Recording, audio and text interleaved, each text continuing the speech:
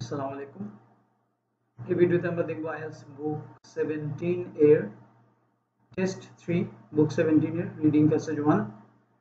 তো আমরা তাহলে শুরু করি। তো এই প্যাসেজটা হচ্ছে থাইলেসিন নিয়ে। থাইলেসিন কি জিনিসটা? এটা হচ্ছে অর্থাৎ হারিয়ে যাওয়া একটা প্রজাতি, যেটাকে তাসমানিয়ার টাইগারও বলা হতো। তো এটা কুকুরের মতন অনেকটা। এটা এখানে বলছে মার্সুপিয়াল, অর্থাৎ ক্যাঙ্গারুর মতন। এটা ওই যে পেটটা ক্যাঙ্গারুর মতন, ওইখানে তার বাচ্চা জন্ম দেওয়ার পর রাখতে পারতো। তো এটা হচ্ছে মানে ডগের মতো, যে এখানে বলছে রিজেম্বলেন্স টু এ ডগ, অর্থাৎ এটা কুকুরের মতো দেখতে।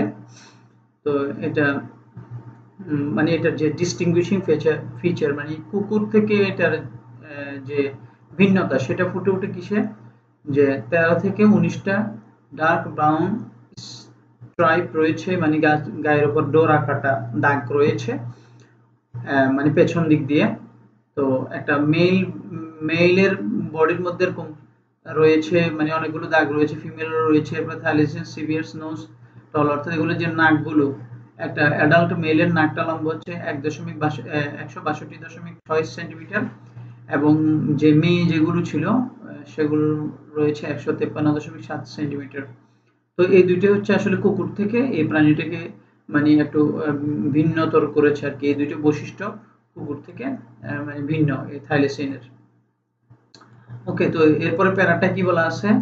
তো এরপরে প্যারা যেটা সেটা হচ্ছে এখানে অর্থাৎ এটা মূলত দেখা যায় কোথায়, ডেন্সলি রেইন ফরেস্ট এটাকে দেখা যায় না। এখানে বলছে thylacine appear to occupy most types of terrain, মানে সকল ধরনের টেরেনের মধ্যে উপত্যকা বা জায়গায় দেখা যায় এটারে। তবে যেটা ঘন জঙ্গল সেখানে থাকে না এখানে, অর্থাৎ ইউক্লিপটাস এক ধরনের একটা গাছ রয়েছে। তো ওই গাছের যে জঙ্গল রয়েছে ওই জঙ্গল মূলত ওইটা বেশি দেখা যেত আর কি। ওইটার প্রাইমারি হ্যাবিটেট, মানে এটার প্রধান বসতি হচ্ছে এই ইউক্লিপটাস গাছের বন। ওকে, তো বলছে কি ফিডিং এর ক্ষেত্রে, মানে এগুলো যখন খাবার খেতে, তাহলে এক্সক্লুসিভলি কার্নিভোরাস। ইট ওয়াজ এক্সক্লুসিভ মানে কার্নিভোরাস মানে মাংসাশী প্রাণী, এবং এটার মানে যে পেটটা এটা হচ্ছে ম্যাসকিউলার টাইপের, অনেক বেশি মাংসল, এবং এটা সে কি করতে পারে, অ্যাবিলিটি টু ডিস্টেন্ট, ফুলিয়ে ফেলতে পারে, মানে ফুলাতে পারে। অর্থাৎ এই মাংসল মানে কি, এটা এমন একটা মানে রাবারের মতো, এটা মানে ফুলাতে পারে অনেক বেশি, so that it could it large amount of food at one time, যাতে করে সে একবারে অনেকগুলো খাবার খেতে পারে। Probably an adoption to compensate for long periods, অর্থাৎ সে কেন খায়, যাতে করে সে অর্থাৎ তার খাবারগুলো অনেক দীর্ঘ সময় ধরে তার পেটের মধ্যে রাখতে পারে। কারণ হচ্ছে সবসময় সে হান্ট করতে পারে না, বা তার হান্টিং এ সে সবসময় সফল হয় না, এবং অনেক সময় দেখছে ফুড স্কার্স, যেটা খাদ্যের অভাব সেটাও দেখা দেয়। আচ্ছা, এরপরে বলতেছে কি থাইলেসিন was not a first runner, এটা ফার্স্ট হবে লিটল বিট ইয়ে হয়েছে। তো থাইলেসিন এটা খুব দ্রুত দৌড়াতে পারে না, সম্ভবত এটা কনসিস্ট বাই এক্সস্টিং, অর্থাৎ সে মানে অনেক দৌড়তে থাকে এটার পিছনে, তার যে ইয়ে রয়েছে শিকার তার পিছনে দৌড়াতে থাকে। তো দৌড়াতে দৌড়াতে যখন এটা কি হয়ে যায়, এক্সস্টিং হয়ে যায়, অর্থাৎ যখন খুবই টায়ার্ড হয়ে যায়, হ্যাঁ, এটা ডিউরিং দ্য লাস্ট পার্সেন্ট, অর্থাৎ যখন সে খুব বেশি দৌড়াতে যখন সে টায়ার্ড হয়ে যায়, হয়তো ওই সময় ধরা দেয়, তো ওই সময় সে ধরে ফেলে আর কি। তো যখন এই যে দৌড়ায় অনেক সময় দেখা যায় ডিসঅ্যাপিয়ার হয়ে যায় মানে চোখ থেকে। তো থাইলেসিন কি করে, likely to have relied on scent than any other sense, অর্থাৎ সে তার সেন্সের উপর, অর্থাৎ শুকে শুকে সে তার পেছনে, তার শিকারের পেছনে ধাওয়া করে থাকে এবং তাকে খুঁজে বের করে। তো এই যে বাইর হয় কখন হান্ট করার জন্য, এটা শিকারের জন্য বাইর হয় ইভিনিং এ, সন্ধ্যায়, নাইটে, রাতে, আর্লি মর্নিং, খুব সকালে। এবং এটা tended to retreat to the hills and forest for shelter during day, এবং দিনের বেলা সে পাহাড়ে অথবা সে ফরেস্টে বনে সে আশ্রয় নিয়ে থাকে, সে দিনের বেলা বাইরে নেয়। তবে কিছু কমন নেম টাইগার, অর্থাৎ despite the common name tiger, এটা নাম যদিও tiger, the thylacine had a shy nervous temperature, এটা এক ধরনের লাজুক প্রকৃতি, এবং এটার নার্ভাস টেম্পারেচার রয়েছে, টেম্পারেচারটা নার্ভাস হয়ে যায়। অলদো মেন নকটার্নাল, মানে এটা যদিও বা রাত কেন্দ্রিক প্রাণী, একটা রাতে বের হয়। It was sighted moving during the day and এবং it was sighted moving during the day, অর্থাৎ দিনের বেলা ওইগুলোকে মানে ঘুরেফেরা করতে দেখা গেছে। and some individuals were even recorded basking in the sun, এবং কিছুকে দেখা গেছে কি এগুলা দিনের বেলা সূর্যের মধ্যে কি নিচ্ছে, তাপ নিচ্ছে, অর্থাৎ রোদ পোহাচ্ছে, এরকমও দেখা গেছে। ওকে, এবার বলছে the Thylacine had a standard breeding season from, অর্থাৎ এটা খুব বেশি প্রজনন করে, বাচ্চা কাচ্চা জন্ম দেয় উইন্টার থেকে স্প্রিং এ, বসন্তের এই সময়টায়, এবং took place during the year, এবং কিছু কিছু আবার দেখা যায় যে পুরো বছরে জন্ম দিয়ে থাকে। এবং অর্থাৎ থাইলেশিয়ান লাইক মার্সুপিয়াল, মার্সুপিয়াল মানে হচ্ছে যে ক্যাঙ্গারুর মতন একটা থলে থাকে পেটের মধ্যে, তো ওই থলের মধ্যে নিজের বাচ্চাদেরকে রাখে। তো বলছে ওয়াজ টাইনি অ্যান্ড হিয়ারলেস ওয়েন বর্ন। তো এই যে এগুলো যখন তার বাচ্চাগুলো যখন জন্ম দেয়, বাচ্চাগুলো হয়ে থাকে যে ছোট, এবং এগুলোর গায়ের মধ্যে কোনো লম্বা পশম পশম থাকে না। তো নিউবর্ন গুলো crawl into the pouch on the বেলি ফর देयर মাদার, তাদের মায়ের ওই যে পেট থলের মতন যেটা থাকে ক্যাঙ্গারু, ওইটার ভিতরে সেইটা থাকে and attach that's to one of the food teats, এবং ওই যে তার মায়ের ওইটার যে স্তন রয়েছে স্তনের সাথে সে লেগে থাকে। তো remaining 3 for up to 3 months, অর্থাৎ এখানে দেখা যায় দিয়ার সেখানে থাকে যে 3 মাসের মতন। তো যখন একটু বড় হয় তখন এটা ওই পোচ থেকে তাকে বের করে দেওয়া হয়, সে এটা ত্যাগ করে তার মায়ের যে পেটের যে থলির মধ্যে যেটা থাকে ক্যাঙ্গারু বাচ্চার মতন, সেখান থেকে সে গিয়ে পরে কোন আস্তানায় ক্যাপ, অর্থাৎ young state in a layer মানে হচ্ছে যে আস্তানা বা যেখানে রাখে আর কি, যেমন রকি ক্যাপ অর্থাৎ পাহাড় পাথরের গুহা, ওয়েল হিডেন নেস্ট এবং ভালো যে বাসা যেটা খুবই গুপ্ত বাসা আর কি, গোপন, অরহলু লগ অথবা কোনো গাছের গুড় যেটার ভিতরে মানে কি রয়েছে, খোলা খালি রয়েছে ওইরকম। ওয়াজ দ্য মাদার হান্টেড, যখন মা শিকার করতে যায় তখন এগুলো এইভাবে রাখি যায় আর কি। তো 4000 বছর আগে, প্রায় 4000 বছর আগে the thylacine was widespread throughout New Guinea, অর্থাৎ 4000 বছর আগে মানে পুরা নিউ গিনি জুড়ে পুরো থাইলেশিয়ানরা ছিল, and most of the mainland Australia, এবং অস্ট্রেলিয়ার অধিকাংশ জায়গাগুলো দেখা যেত, as well as the island of Tasmania, এবং তাসমানিয়া মানে নিউজিল্যান্ডের ওইখানেও দেখা যেত যে দ্বীপগুলো আছে ওইখানে। The most recent well dated occurrence of a thylacine on a mainland is a carbon dated fossil. তো এখন দেখা যাচ্ছে কি, অর্থাৎ থাইলেশিয়ান মেইনল্যান্ডের থাইলেশিয়ানের যে মানে সবচেয়ে বেশি যে পুরাতন যে ফসিলটা পাওয়া গেছে from Murray cave in western Australia, অস্ট্রেলিয়ার মুরি ক্যাভের মধ্যে সেটা পাওয়া গেছে, which is around 3100 years ago old, যেটাকে ধারণা করা হয়েছে যে কঙ্কালটা থাইলেশিয়ানের 3100 বছর পুরানো। Okay, it extinctions coincident closely with the arrival of the wild dogs. তো বলছে এখন তাহলে এটা কেন বিলুপ্ত হয়ে গেল, কারণ হচ্ছে কি ওয়াইল্ড ডগ মানে এক ধরনের একটা কুকুর, যেটা বন্য কুকুর, নাম হচ্ছে ডিঙ্গু। ওই ডিঙ্গুর আগমনের কারণে অস্ট্রেলিয়া এর সিমিলার প্রেডেটর নিউ গিনি, এবং ওই যে ডিঙ্গু এবং ডিঙ্গুর মতন যে প্রাণী, এগুলোর আগমনে নিউ গিনিতে এবং অস্ট্রেলিয়ায় ফলে কি হয়ে গেছে, এগুলোর আগমনের কারণে থাইলেশিয়ানটা বিলুপ্ত হয়ে গেছে প্রায়। এবার ডিঙ্গুস নেভার রিচ তাসমানিয়া, কিন্তু ডিঙ্গু তাসমানিয়া বুঝতে পারেন, most scientist see this as the main reason for the thylacine survival there, এবং তাসমানিয়া অর্থাৎ গিনির মধ্যে ওটা পুরাটাই ধ্বংস হয়ে গেছে, কিন্তু তাসমানিয়াতে ধ্বংস হয়নি, কারণ হচ্ছে তাসমানিয়ার মধ্যে ডিঙ্গু নামক যে অর্থাৎ কুকুর, বন্য কুকুর, সেটা পৌঁছাতে পারে না, এই জন্য তাসমানিয়া সেটা ধ্বংস হয়নি, কিন্তু অস্ট্রেলিয়া এগুলো ধ্বংস হয়ে গেছে বলছে এখানে। The dramatic decline of the thylacine Tasmania, অর্থাৎ তাসমানিয়া কিন্তু ড্রামাটিকলি মানে খুবই মানে যেভাবে নাটকীয়ভাবে এটা খুবই ডিক্লাইন হয়েছে বা কমে গেছে থাইলেশিয়ানটা, কেন, হুইচ বিগেন 1830 থেকে শুরু হয়েছিল, কন্টিনিউ ফর সেঞ্চুরি, এবং 1 সেঞ্চুরি ধরে বা 1930 পর্যন্ত এটা পুরো দমে চলেছে। তো এটা কেন হয়েছিল, কারণ অর্থাৎ বিভিন্ন যে শিপ ফার্মাররা যারা আছেন, অর্থাৎ মেষ পালকরা আছেন, মেষ পালকরা তারা কি করতেন, নিজেরাও এটা গুলি করে হত্যা করতেন, এবং মানুষদেরকে এটা হত্যা করতে পারলে টাকা দিতেন। এখানে বলছে বাউন্টি হাং উইথ গান শুট গান, অর্থাৎ অর্থাৎ বাউন্টি মানে হচ্ছে ওই সমস্ত লোক যাদেরকে অর্থাৎ মারার পর যাদেরকে পুরস্কৃত করা হয়, অথবা যাদেরকে বলা যায় পেইড হান্টার, অর্থাৎ যেগুলো টাকা দিয়ে এগুলোকে বলতো যে তোমরা যদি তোমাদেরকে এত টাকা দিচ্ছি, তোমরা মারিয়ে নাও ওই থাইলেশিয়ান গুলোরে, কেবল ভেড়াটারে খাই ফেলতো। তো কি বলছে, wise detrimental campaign undoubtedly played a larger part, এই জিনিসটা বলতেছে যে কি বিশাল একটা ভূমিকা পালন করছে যে থাইলেশিয়ান কমে যাওয়ার পেছনে। It is likely that the various other factors also contributed to the decline and eventual extinction of the species, including competition with wild dogs introduced in Europe settler। তো বলতেছে এখানে যে আরো কয়েকটা কারণ রয়েছে এটা ডিক্লাইনের পিছনে। তো এক নম্বর হচ্ছে যে ওয়াইল্ড ডগের সাথে যে একটা কম্পিটিশন, সেটা একটা কারণ, ইউরোপিয়ান সেটলাররা ওয়াইল্ড ডগ নিয়ে আসছে, তো ওয়াইল্ড ডগ নিয়ে আসার পরে এটার সাথে যে একটা কম্পিটিশন, তাদের মারামারি, তো দেখা গেল যে অনেক ওয়াইল্ড ডগ এগুলোরা মারি ফেলছে, এরকম loss of habitat along with the disappearance of prey species. এবারে এগুলোর আবার হ্যাবিটেট অর্থাৎ বাসস্থান কমে গেছে, আবার ডিসঅ্যাপিয়ারেন্স অফ প্রেস স্পিসিস অথবা শিকার যে রয়েছিল শিকারও কমে যাবে বা খাদ্যের অভাবে মারা গেছে। অ্যান্ড ডিসটেম্পার লাইক ডিজিজ, এবং ডিসটেম্পার নামক এক ধরনের একটা রোগ which may have also affected the Thylacines decline, মানে থাইলিসিয়ান এগুলোর কারণে কমে যেতে পারে এই সমস্ত রিজনের কারণে। তবে মোস্ট যে যে বড় কারণটা ছিল সেটা ছিল হান্টিং, এগুলোকে মেরে ফেলতো শিপ ফার্মাররা।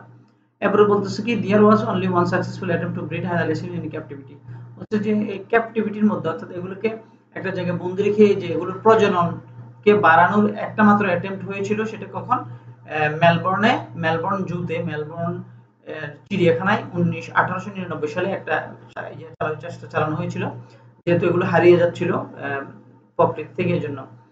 তো বলতেছে অর্থাৎ এখানে বলতেছে কি that this was despite the large numbers that went through some zoos, অর্থাৎ সত্ত্বেও কি সত্ত্বেও large numbers that went through some zoos particularly London and Tasmania's হারবার জু, কিন্তু এগুলো ছিল মানে অনেকগুলো অ্যাটেম্প্ট চালানো হয়েছে এই সমস্ত জুগুলোতে।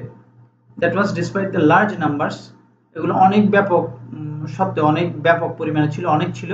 That went through some juice, যেগুলো বিভিন্ন জু, যেমন লন্ডন জু এবং তাসমানিয়ান জু, হোবার্ট জুর মধ্যে এটা কিন্তু কি ছিল, এরকম অনেক ব্যাপকভাবে চেষ্টা করা হয়েছিল এগুলোকে পুনরায় আবার ব্যাপক পরিমাণে নেচার ফিরিয়ে আনতে।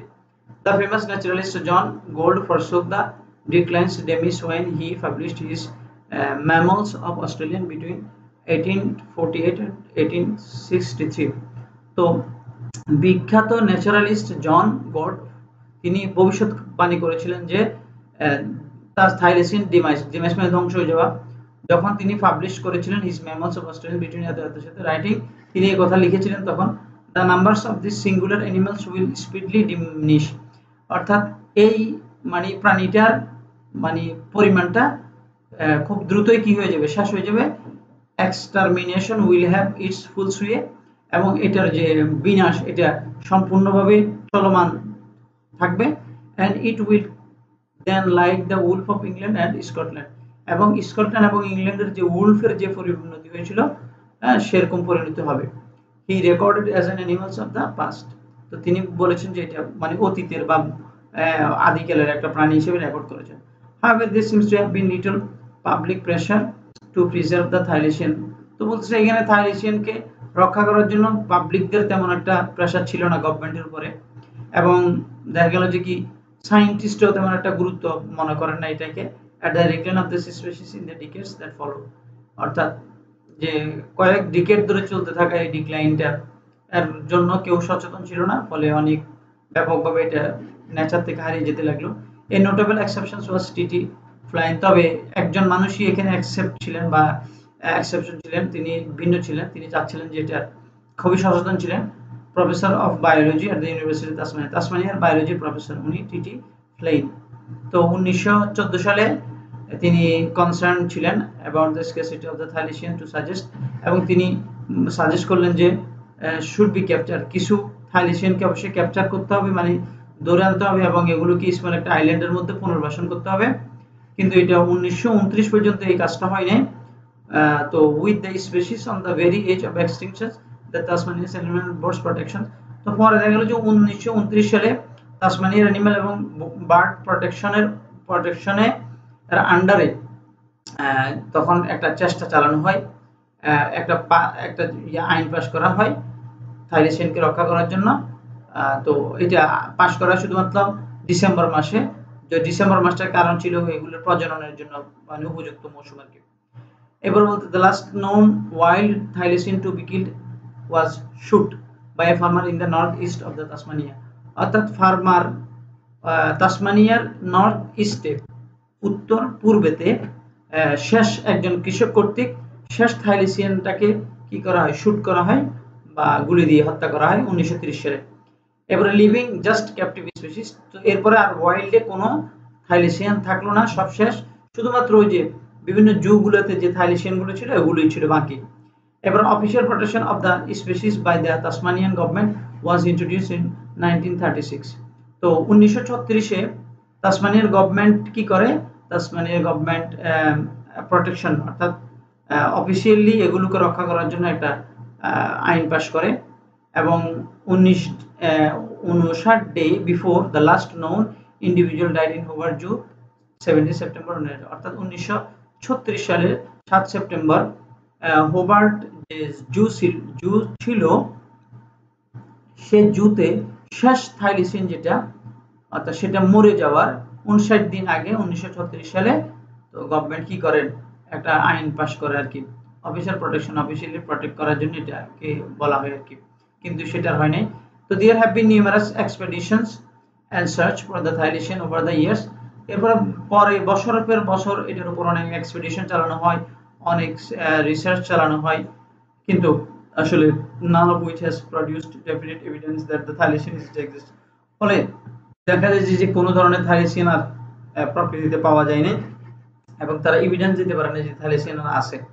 The species was declared extinct by the Tasmanian government in 1986। 1986 সালে তাসমানিয়ান গভর্নমেন্ট ঘোষণা করে যে তার এই দেশে আর কোনো থাইলিসিয়ান অবশিষ্ট নেই। এখন কথা হচ্ছে পুরো প্যাসেজটা আমরা পড়ে ফেললাম, এখন কোশ্চেন দেখার পালা। তো কমপ্লিট দ্য নোটস বিলো। তো এখানে বলতেছে অনলি ওয়ান ওয়ার্ড অনলি, অর্থাৎ একটা ওয়ার্ডই বসাতে হবে এখানে। The thylacine appeared and behaviour, অর্থাৎ অ্যাপিয়ারেন্সেস এগুলো দেখতে কেমন এবং এর আচরণ কি। তো look rather like a dog, মোটামুটি কুকুরের মতো দেখতে। Had a series of stripes along its body and tail, এটা লেজে এবং এটা পুরো শরীরের মধ্যে কিছু ডোরা কাটা দাগ আছে। at an entirely dash diet, এটা সম্পূর্ণরূপে একটা ড্যাশ খেতে পারে। তো ড্যাশ খেতে পারে কি খেতে পারে দেখি এখানে কি বলছে।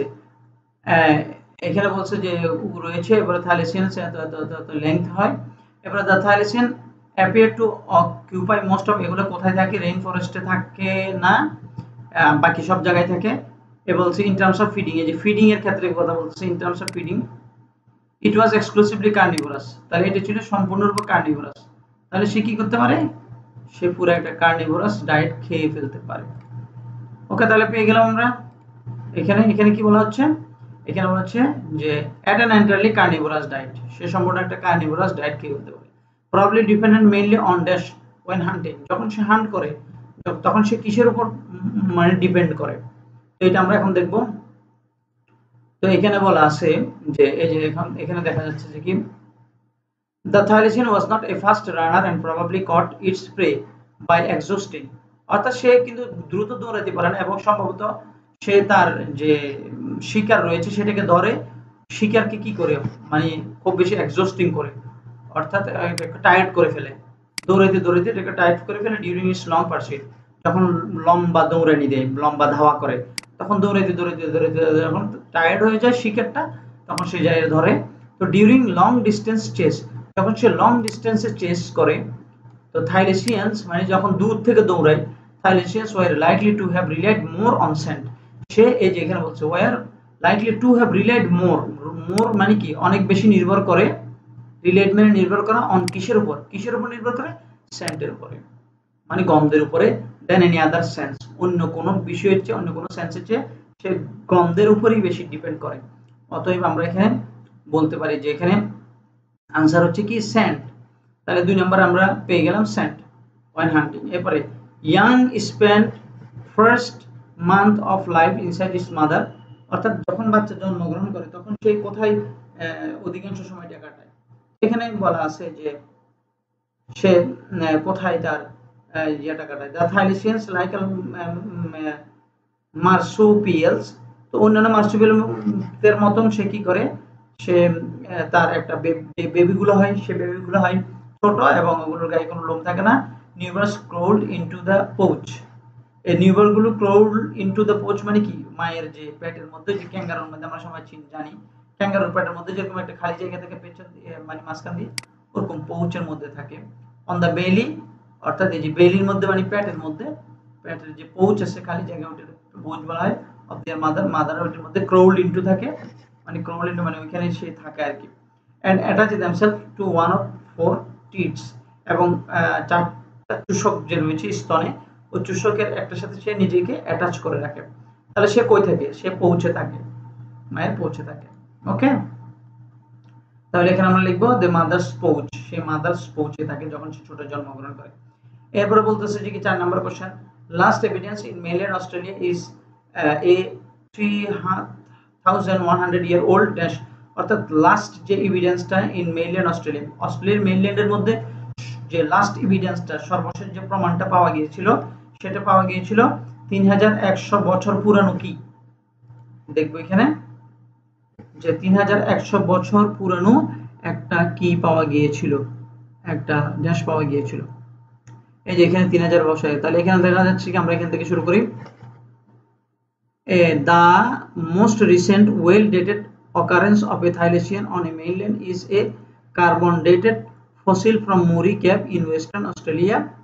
তাহলে এখানে আমরা পেয়ে গেলাম which is around 3100 year old, যেটাকে অর্থাৎ একটা ফসিল পাওয়া গিয়েছিল। ফসিল, ফসিল মানে কি, দেহাবশেষ পাওয়া গিয়েছিল। সেটা কোথায় পাওয়া ছিল? মুরি ক্যাবে, ওয়েস্টার্ন অস্ট্রেলিয়াতে তো পাওয়া গিয়েছিল। তাহলে 3100 বছর পুরাতন সে কি ছিল? দেহাবশেষ বা মানে শরীরের দেহাবশেষ কি কঙ্কাল বলতে পারি আমরা, পাওয়া গিয়েছিল। তাহলে এখানে আনসার কত? এখানে আনসার হচ্ছে 4 এর হচ্ছে ফসিল। ফসিল তাহলে ইয়ার ওল্ড ফসিল, 3100 বছরের একটা পুরাতন কঙ্কাল পাওয়া গিয়েছিল। ওকে, এরপর দেখা যাক প্রবাবলি ওয়েন্ট এক্সটিংক্ট, সম্ভবত এটা মানে বিলুপ্ত হয়ে যায় ইন মেইনল্যান্ড অস্ট্রেলিয়াতে due to the animals known as the dingoes. Dingo নামক একটা ওয়াইল্ড ডগের কারণে এটা বিলুপ্ত হয়ে যায় অস্ট্রেলিয়াতে। এবার রিডাকশন ইন ড্যাশ, আরো কয়েকটা কারণ বলেছিল, যে কয়েকটা কারণ, একটা হচ্ছে ডিঙ্গু অর্থাৎ ওয়াইল্ড যে কুকুরটা আছে ওই ডিঙ্গুর কারণে হয়েছিল। আরো কয়েকটা রিডাকশন ইন ড্যাশ, একটা জায়গায় রিডাকশন হয়ে গেছিল। And available sources of food আবার were partly responsible for decline in Tasmania. Tasmania দেখা গেছিল কি ওদের যে খাদ্য অর্থাৎ যে শিকার, ও শিকার কমে গিয়েছিল। এবং আর কি কমে গিয়েছিল আমরা এখানে দেখব। তো এখানে এখানে দেখা যাচ্ছে যে এখানে বলতেছে যে কি, অর্থাৎ প্রথমে তো ফার্মাররা এটা বেশি হত্যা করছে। এবার wild is determinant campaign undoubtedly, এরপর আরো কয়েকটা কারণ ছিল। এক নম্বর ছিল to the decline of the eventual extensions of species include competitive wild of dingo, এটার কথা বললো। এবারে এটার সাথে ইউরোপিয়ান সেটলারদের সাথে সাথে নিয়ে যে ওয়াইল্ড ডগ, এটার একটা ব্যাপার ছিল। এবার লস অফ হ্যাবিটেট, এটার হ্যাবিটেট গুলো কি হয়ে গিয়েছিল, হারিয়ে গিয়েছিল বা বাসস্থান হারিয়ে গিয়েছিল। along with the disappearance of prey species, prey species মানে কি, available food আর কি, অর্থাৎ তারা যে খাইতো যে শিকার ছিল, শিকারগুলো আস্তে আস্তে কমে গিয়েছিল। তাহলে এখানে কি ছিল? লস অফ হ্যাবিটেট মানে ডিক্লাইন অফ হ্যাবিটেট।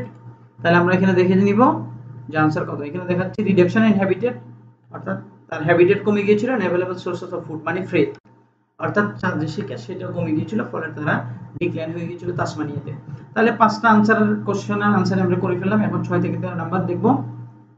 তো এখানে দেখা যাচ্ছে কি যে স্টেটমেন্টগুলো দেওয়া আছে, যদি এটা এগ্রি হয়, মানে যদি এখানে যে স্টেটমেন্টগুলো দেওয়া থাকবে এই স্টেটমেন্টগুলো যদি প্যাসেজে দেওয়া স্টেটমেন্টের সাথে যদি হুবহু মিলে তাহলে ট্রু, আর যদি না মিলে মানে উল্টা হয়, অর্থাৎ প্যাসেজে দেওয়া আছে এক ধরনের, এটার সম্পূর্ণ বিপরীত কিন্তু দেওয়া আছে, বিপরীত দেওয়া থাকে তাহলে ফলস, আর যদি টোটালি নাই দেওয়া থাকে তাহলে এটা হচ্ছে নট গিভেন। ওকে, দেখা যাক তাহলে আমরা পারি কিনা। তাহলে significant numbers of thylacines were killed by the humans from 1930s onward, অর্থাৎ 1830 থেকে নিয়ে এবং পরবর্তী সময়টাই থাইলিসিয়ান ব্যাপকভাবে কমে গিয়েছিল, কারণ মানুষজন থাইলিসিয়ান হত্যা করেছিল। এখন এই কথাটা কি সঠিক কিনা আমরা দেখব। তো এই তো কথাটা কি সঠিক কিনা এটা দেখতে হলে প্যাসেজে দেখব। তাহলে এই যে এখানে আমরা যদি দেখি the dramatic decline of the thylacine in Tasmania, তাসমানিয়ায় যে ড্রামাটিকলি যে নাটকীয়ভাবে কমে গিয়েছিল থাইলিসিয়ান নামক এই প্রাণীটা, which began in 1830, যেটা 1830 থেকে শুরু হয়ে 4 সেঞ্চুরি এবং 1 সেঞ্চুরি ধরে চলেছিল, is generally attributed to the relentless efforts of sheep farmers। এটা কারণ ছিল যে অর্থাৎ ব্যাপকভাবে রিলেন্টলেস মানে অনবরত চেষ্টা করে যাচ্ছিল শিপ ফার্মার্সরা। শিপ ফার্মাররা কি করেছিল? হত্যা করছিল। যে is generally relentless attributed to the relentless effort of the sheep farmers and bounty hung with shotguns, অর্থাৎ মানুষজন অর্থাৎ শিপ ফার্মাররা এবং ওই যে সমস্ত মানুষজন টাকার বিনিময়ে হত্যা করতো তাদের কারণে হয়েছিল, কমে গিয়েছিল। তাহলে এটা কথাটা ডিরেক্ট বলা আছে, অতএব এটা ট্রু। তাহলে এখানে আমরা লিখবো, এটা আনসারে লিখবো আমরা ট্রু। ওকে, এরপরে several thylacines were born in zoo during the late 80s, অর্থাৎ 80 শেষ দিকে, 18 শতকের শেষের দিকে দেখা গেল যে কি সেভারাল থাইলিসিয়ানস অনেকগুলো থাইলিসিয়ান মানে কিছু থাইলিসিয়ান ওয়্যার বর্ন ইন জুতে জন্মগ্রহণ করেছিল। তাহলে আছে কিনা দেখি। তাহলে এখন আমরা যদি দেখি there was only one successful attempt to breed at a thylacine in captivity, অর্থাৎ ক্যাপটিভিটি মানে কি জুতে অথবা ক্যাপটিভে, অর্থাৎ কোনো বন্দিজাই অবস্থায় only one successful attempt to breed, অর্থাৎ একটা সাকসেসফুল ব্রিড করার জন্য মানে প্রজননের জন্য চেষ্টা করেছিল, শুধুমাত্র একটা বার সাকসেসফুল হয়েছিল এট মেলবোর্ন জুন 1899 এ সাকসেসফুলি একটা ব্রিড করতে পেরেছিল, মানে একটা প্রজনন করতে পেরেছিল। হ্যাঁ, this was despite the large numbers that went through some Jews and particularly London and Tasmanians Hobart zoo, অর্থাৎ তাসমানিয়ান হোবার্ট জু এবং এগুলোর মধ্যে কিন্তু ব্যাপক চেষ্টা চালানো হয়েছিল, কিন্তু শুধুমাত্র এই একটা ব্রিডই তারা করতে পেরেছিল, একটা প্রজননই তারা করতে পেরেছিল। তাহলে এখন আমাদের এখানে কি হবে answer? The several Thylacines were born, অনেকগুলো থাইলেসিয়ান জন্মেছিল জুতে। 18 সালের দিকে অনেকগুলো জন্মেছিল না, মিথ্যা কথা, কারণ এখানে বলছে শুধুমাত্র অনেকগুলো চেষ্টার পরে শুধুমাত্র একটা ব্রিড করতে পেরেছিল, অতএব এটা হচ্ছে ফলস। তাহলে আমরা এটা ফলস হলে আমরা এটা লাল রং দিব। ওকে, তো লাল রং দিলাম। এবার 8 নাম্বার দেখি, John Gould's prediction about the thylacine surprise some biologist. John গোল্ডের যে প্রেডিকশন আছে, অর্থাৎ প্রেডিকশন ছিল, ওনার যে ভবিষ্যৎবাণী ছিল অ্যাবাউট দ্য থাইলেসিয়ানের ব্যাপারে যে প্রেডিকশন দিল, সারপ্রাইজ সাম বায়োলজিস্ট, কিছু বায়োলজিস্টকে কি করেছিল, সারপ্রাইজ করেছিল। তো এখন এখানে লোক একটা নাম আছে জন গোল্ড, তো জন গোল্ড কই আছে বার করি। তো জন গোল্ডটা ধরি, জন গোল্ড কই, এই লোক কই?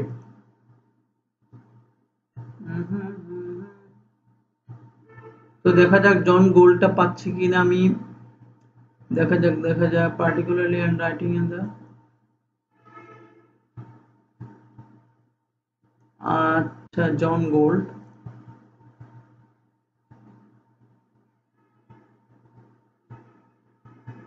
এই যে লোকটাকে পাওয়া গেল জন গোল্ড।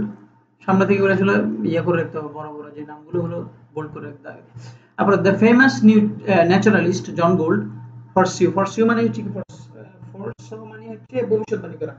তো জন গোল্ড উনি ভবিষ্যৎবাণী করেছিলেন দ্য থাইলেসিয়ানস ডিমাইস, থাইলেসিয়ানের অর্থাৎ ডিমাইস মানে কি, বিলুপ্ত হয়ে যাওয়ার ব্যাপারে উনি ভবিষ্যৎবাণী করেছিলেন। when he publishes his memoirs of the Australian between 1848 থেকে 1863 ভিতরে যে একটা পাবলিশ করেছিলেন একটা বই, সেখানে উনি প্রেডিকশন করেছিলেন যে এটা ধ্বংস হয়ে যাচ্ছে এই অর্থাৎ থাইলেসিয়ানটা। তো উনি এখানে লিখছে the number of this singular animals will speedily diminish, এটা খুব দ্রুত ধ্বংস হয়ে যাবে। Extermination will have its full sway, এবং এটা সম্পূর্ণরূপে বিনাশ হয়ে যাবে। and it will then like the wolf of England and Scotland এর মধ্যে যে উলফ গুলো ছিল ওগুলো এরকম ধ্বংস হয়েছিল, be recorded as an animal of the past. However, there seems to have been little public pressure to preserve the Thylacines, মানে কোন পাবলিকদের কোন একটা তেমন কোন প্রেসার ছিল না এগুলো রক্ষার জন্য, এবং সায়েন্টিস্টদের পক্ষ থেকে কোনো ধরনের কোনো কনসার্ন ছিল না। তার মানে এখানে উনি যে কথাটা বললেন যে এখানে যে অর্থাৎ John Gould's prediction about the thylacine surprise some biologist, কিছু বায়োলজিস্টদেরকে খুবই সারপ্রাইজ করেছিল, এই ধরনের কোনো কথা না যে ওনার যে প্রেডিকশনটা এই প্রেডিকশনের কারণে বায়োলজিস্ট সারপ্রাইজ হয়েছেন, এরকম কোনো ধরনের কোনো কিছুই হয়নি, কোনো কিছু ঘটে নাই এবং এই ধরনের কোনো কথা নাই। তবে হ্যাঁ, ওনার একটা প্রেডিকশন ছিল, উনি বলেছিলেন যে এটা দ্রুতই নষ্ট হয়ে যাবে, তো তার কিন্তু কোনো রিঅ্যাকশন উনি পান নাই, তাহলে এটা হচ্ছে নট গিভেন। অর্থাৎ যে কথাটা বলা নাই সেই কথাটা যদি দিয়ে দেয় তাহলে এটা হয়ে যাবে নট গিভেন, তাহলে এটা নট গিভেন।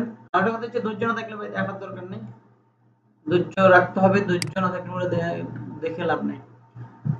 এবার ইন দ্য আর্লি 90s, আচ্ছা এখানে আমার সময়টা বেশি পড়ে গেছে।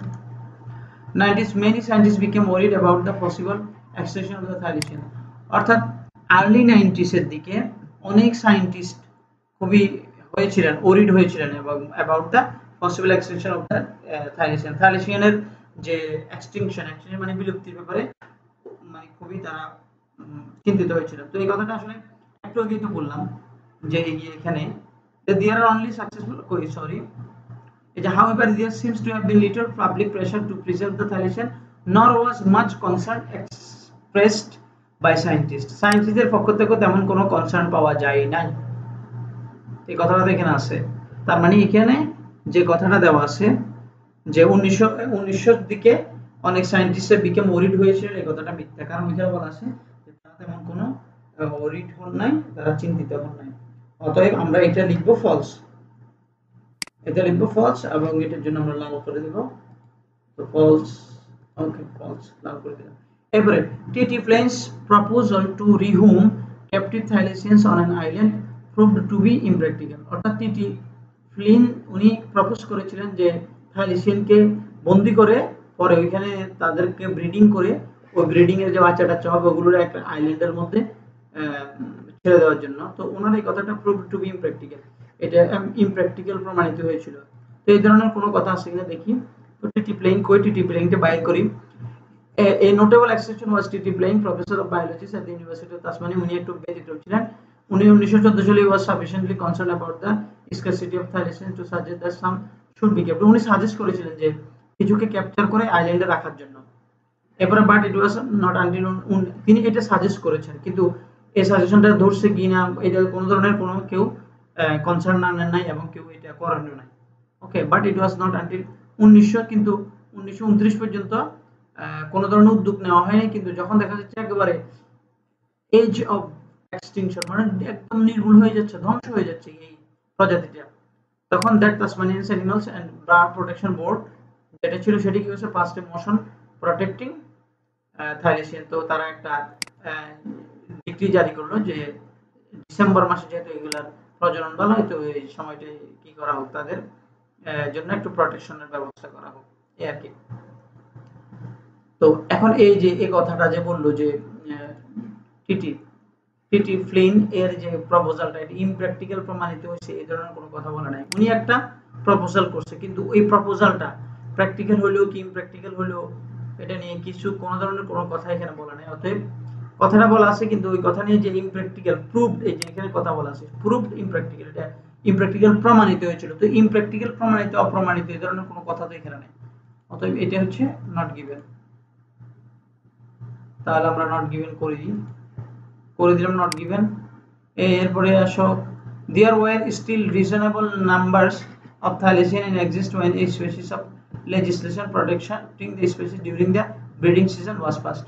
অর্থাৎ there were still reasonable numbers of thylacine, অর্থাৎ থাইলেসিয়ানের ব্যাপক কিছু মানে উল্লেখযোগ্য একটা সংখ্যা ছিল in existence, মানে অস্তিত্বের মধ্যে ছিল উল্লেখযোগ্য একটা সংখ্যা। when a piece of legislation protecting the species, যখন এই স্পিসিস গুলোকে এই প্রজাতিগুলোকে প্রটেক্ট করার জন্য রক্ষা করার জন্য একটা লেজিসলেশন যখন কি করা হয়েছিল জারি করা হয়েছিল during their breeding season was passed, যখন তাদের অর্থাৎ ব্রিডিং সিজন চলতেছে তখন তাদেরকে রক্ষা করার জন্য একটা কি করা হলো, যখন একটা লেজিসলেশন প্রটেক্ট করার জন্য যখন একটা আইন করা হলো তখন ওই সময়টা ব্যাপক পরিমাণে থাইলেসিন ছিল। তো এটা ফলস, আমরা একটু আগে পড়েছি, আমি প্রুফ দেখাচ্ছি যে ফলস কেন। কারণ হচ্ছে এটা এই কথাটা হচ্ছে ফলস কেন, কারণ এখানেই বলা আছে যে এই যে এখানে বলা আছে যে however there seems have to be little public pressure on the কোথায় এই যে এখানে যে with the species on the very verge of extinction, অর্থাৎ বাট 1929 এর আগ পর্যন্ত কোনো ধরনের উদ্যোগ নাই, কিন্তু 1929 এর দিকে কি হয়েছিল on the very edge of extinction, যখন খুবই একেবারে বিলুপ্ত হয়ে যাওয়ার পথে, এই প্রাণীটা বিলুপ্ত হয়ে যাওয়ার পথে, তখন কি করা হলো যে এই বার্ড এবং অ্যানিমাল প্রোটেকশনের আন্ডারে একটা এই বোর্ডটা প্রোটেকশন বোর্ড কি করলো একটা ফার্স্ট এ মোশন বা লেজিসলেশন জারি করলো, একটা আইন জারি করলো protect the thylacine only for 1 month, শুধুমাত্র ডিসেম্বর মাসটাই, কারণ ওই মাসটা ছিল এদের ব্রিডিং সিজন। তো এই যে এই কথাটা যে এজ অফ এক্সটিংশন মানে কি, এজ মানে কাছাকাছি, এক্সটিংশন মানে হচ্ছে বিলুপ্ত হয়ে যাওয়া। তাহলে এখানে বলছে there were still reasonable number of thylacine in existence when a piece of legislation, ওই যে মোশন বললো যখন পিস অফ লেজিসলেশন বা একটা আইন এগুলোকে প্রোটেক্ট করার জন্য জারি করা হলো তখন অনেকগুলো ছিল, আসলে অনেকগুলো ছিল না, একেবারে কম ছিল। বলতেছে যে একেবারে কাছাকাছি ধ্বংস হয়ে যাওয়ার কাছাকাছি যখন চলে আসলো এগুলা, তাহলে এটা ফলস। তাহলে এই কথাটা বলা আছে, তবে ওইখানে বলা আছে যে একেবারে কাছাকাছি চলে আসে এগুলো একেবারে বিলুপ্ত হয়ে যাবে, এখানে বলা হচ্ছে অনেকগুলো ছিল, বিলুপ্ত হওয়ার পথ হওয়া থেকেও এগুলো অনেকগুলো ছিল ওই এক্সিস্টেন্সে। এটা 12 from 1930 to 1936 the only known living thylacines were all in captivity, অর্থাৎ 1930 থেকে 1936 পর্যন্ত only known living thylacine were all in captivity, সবগুলো ক্যাপটিভিটিতে ছিল। যতগুলো ছিল সবগুলো ক্যাপটিভিটি 30 থেকে 36 পর্যন্ত। তাহলে এটা ট্রু না ফলস আমরা দেখব। তো এখন আমরা এখানে দেখি যে এখানে কি বলা আছে যে the last known wild thylacine to be killed was shot by a farmer on the northeast of Tasmania 1930 এ দেখা গিয়েছিল সবচেয়ে সর্বশেষ থাইলেশিনকে গুলি করে হত্যা করেছিলেন একজন কৃষক। তো এরপর থেকে thylacine to be killed was shoot by farmer in north east Tasmania 1930 দিকে লিভিং জাস্ট ক্যাপটিভ স্পেসিমেন। অর্থাৎ স্পেসিমেন মানে কি বাকি যে এই প্রজাতির যেগুলো ছিল এগুলো সবগুলো ছিল ক্যাপটিভে বা জুতে, ক্যাপটিভে ছিল, আর কোনো বাহিরে কোনো ধরনের কোনো থাইলেশিন ছিল না নেচারে। ওকে, তাহলে official protection of the species by the Tasmanian government was introduced in the 1930। তো অফিসিয়াল প্রোটেকশন অফ এই স্পিসিসকে রক্ষা করার জন্য 1936 সালে কি করা হয়েছিল? 1936 সালে একটা আইন জারি করা হয়েছিল, প্রোটেকশন আইন।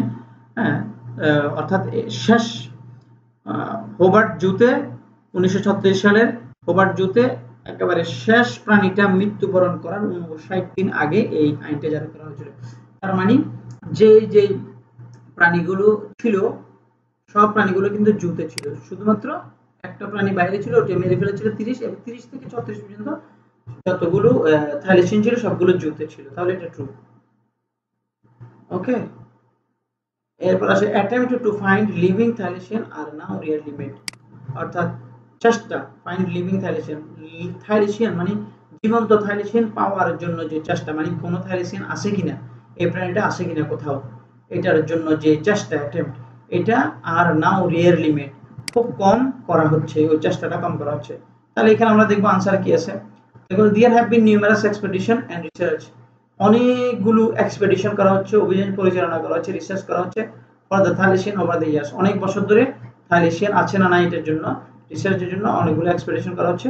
None of which has produced definite evidence, কোনোটাই কোনো মানে এভিডেন্স দিতে পারতেছে না দ্য থাইলেশিন স্টিল এক্সিস্টস, থাইলেশিন আছে বলে কোনো প্রমাণ তারা দিতে পারতেছে না। তার মানে কথাটা হচ্ছে ফলস। এখানে বলা আছে নিউমারাস এক্সপেডিশন হচ্ছে, রিসার্চ হচ্ছে, এটা আছে না নাই। আর এখানে বলতেছে যে কি, এখানে বলছে attempts to find living thylacine are now rarely made, কম করা হচ্ছে। এখানে বলছে নিউমারাস এক্সপেডিশন হচ্ছে এবং রিসার্চ হচ্ছে, তাহলে এটা হচ্ছে ফলস, অথবা এটা হচ্ছে ফলস। তাহলে এটা হচ্ছে ফলস, লাল করে দিচ্ছি। ওকে, আর এটা হচ্ছে হলুদ হয়ে যাবে, এটা হচ্ছে ট্রু।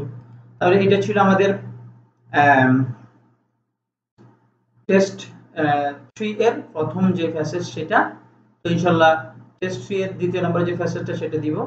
তো সবার সুস্বাস্থ্য কামনা করে আজকের মতো এখানে বিদায় নিচ্ছি। আল্লাহ হাফেজ।